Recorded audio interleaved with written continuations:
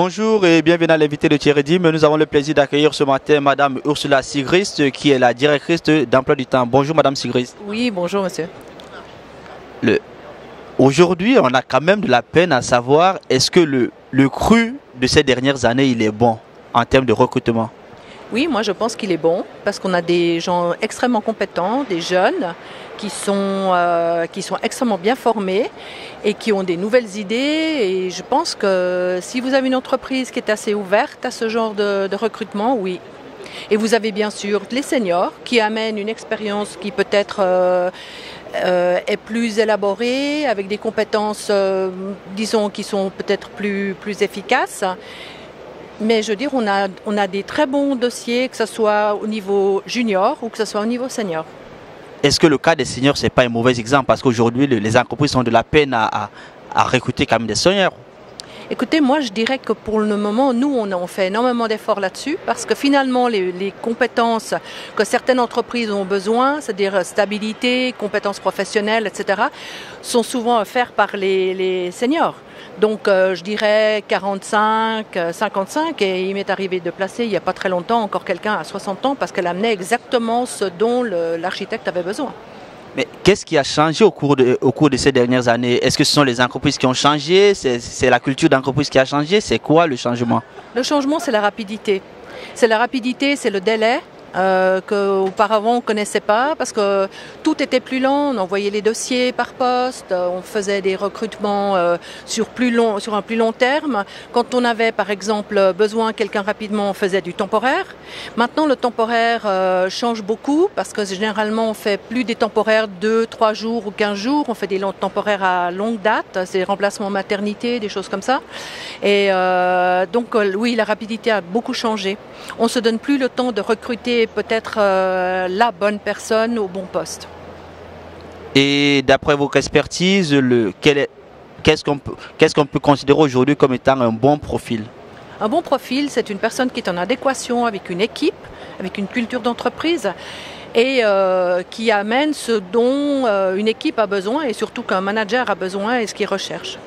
Mais il arrive quand même à certains moments, moi j'ai vu des entrepreneurs me dire, mais monsieur Dim, on a recruté quelqu'un, 3 semaines plus tard, on a été obligé de la licencier.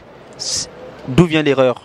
L'erreur, elle est bien sûr l'engagement, la sélection peut-être à la base n'a pas été faite correctement, mais je pense que l'employeur a quand même une responsabilité, c'est-à-dire de bien définir à l'entreprise recruteuse de qu'est-ce qu'il a besoin, d'intégration, que ce soit émotionnelle, que ce soit professionnelle, qu'il y ait une intégration qui se fasse aussi, peut-être une demande au sein d'une équipe. Et on ne peut pas uniquement recruter que des profils professionnels dans le sens que il n'y a que les compétences professionnelles qui sont en lien. Il faut vraiment que l'émotionnel et l'intégration au groupe soient présentes. Mais l'intégration au groupe, le côté émotionnel, ça ne dépend plus de vous.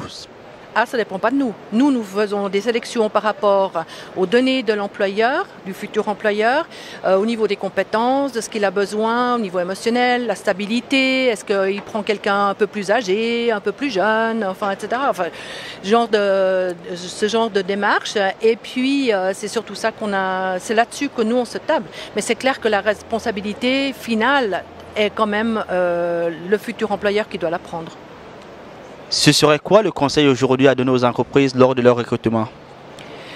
Je dirais que c'est de bien définir le poste, d'avoir un cahier des charges qui soit clair, mais un cahier des charges au niveau de tout ce qui est professionnel, charges quotidiennes, mais aussi un cahier des charges sur comment fonctionne en fait l'équipe, qu'est-ce qu'il y a comme genre, est-ce qu'il faut plutôt quelqu'un qui soit un peu plus dynamique, un peu plus calme, de bien intégrer l'émotionnel dans ce recrutement.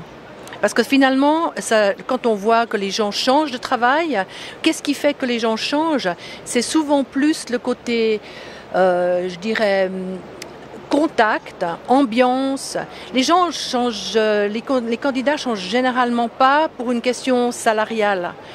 Bien sûr, il y en a, mais je dirais que beaucoup de personnes, si on fait une adéquation entre ce qui se fait, entre entre disons, dans le recrutement général, la première chose qui rentre en ligne de compte, c'est le contact direct avec soit son entourage, c'est-à-dire ses collègues de travail, soit la manière dont l'entreprise fonctionne, qui n'est plus en adéquation avec les besoins du candidat.